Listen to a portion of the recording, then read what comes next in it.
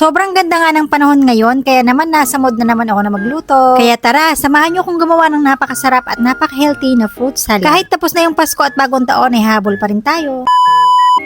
Pero bago yan, syempre, magsusuot muna ako ng apron para hindi naman tayo madumihan. Bale, nakabili nga pala ako ng isang buong melon, pero yung gagamitin ko lang dito ay yung kalahati lamang. Tinanggal ko rin muna yung mga buto nito. Ipe-flex ko na rin pala itong pangkayod na nabili ko lang din sa online. Dito kasi sa Malaysia, hindi ka basta-basta makakabili ng ganito. Kaya naman sa online lang ako nito nakabili. Dahan-dahan nga rin po pala ako ng pagkakayod dito kasi iniingatan ko makayod yung kulay green kasi yun ay mapait. Binuksan ko na nga rin pala dito yung aking gagamiting fruit cocktail. Tinanggal ko muna yung sabaw nito kasi masarap itong inumin. At para pampatagdag sa ating frutas, so meron ako dito isang pirasong mansanas, binalatan at tinanggal ko na rin dito yung mga buto nito kasi hindi naman natin to isasama. Pagkatapos nito, ito ay hiniwa ko lang din ng maliliit na piraso. Ayan, ready na yung ating melon, kaya naman inilagay ko na rito yung fruit cocktail. May kasama na rin pala itong cherry at saka nata de coco, o diba, sulit na sulit. Pagkatapos, inilagay ko na rin dito yung aking hiniwa mga apple. At hindi nga pala ako dito gagamit ng cream, ito nga pala yung aking gagamiting gatas, Susu Renda Lemak. Ibig sabihin nito ay low fat milk. Ito na yung aking gagamiting milk para naman talaga healthy at napakasarap ng ating fruit salad. Unti-unti lang yung paglalagay ko dito ng gatas para hindi naman siya masobrahan. Nung isang araw pa talaga ako nagkikrave ng fruit salad kaso nga lang naisip ko ay nagda-diet nga pala ako. Kaya naman naisipan ko bakit hindi ako gumawa ng fruit salad na healthy, diba? At bago ko nga makalimutan, meron ako ditong papaya sa ref kaya naman isinama ko na rin. Hiniwa ko lang din ito ng maliliit katulad ng pagkakahiwa ko dito sa mga prutas. At para naman may kunting tamis, naglagay ako dito ng isang kutsarang condensed milk. Isang kutsara lang po yung nilagay ko dito. At para naman pampabalance ng lasa, ayan, naghiwa ako dito ng isang slice ng cheese. Bali, ito nga pala ay cheddar cheese, pero ito naman ay optional lang din naman. Kung wala kayong ganito ay pwede hindi nyo na po ito lagyan. At habang ginagawa ko pa nga lang ito, talagang gustong gusto ko ng tikman at takam na talaga ako. Pero syempre, mamaya natin ito kakainin. Pagkatapos yan ay hinalo-halo ko lang kaunti, syempre para lahat ay malagyan ng gatas. At para naman mas maging creamy yung ating salad, so naglagay ako dito ng kalahating tasa ng evaporated milk. Pagkatapos, ito ay kinuberon ko lang ng cling wrap at ilalagay ko ito sa ref ng overnight kasi masarap itong kainin kapag malamig. Kaya naman itry nyo na yung ganitong salad, masarap na ay healthy pa.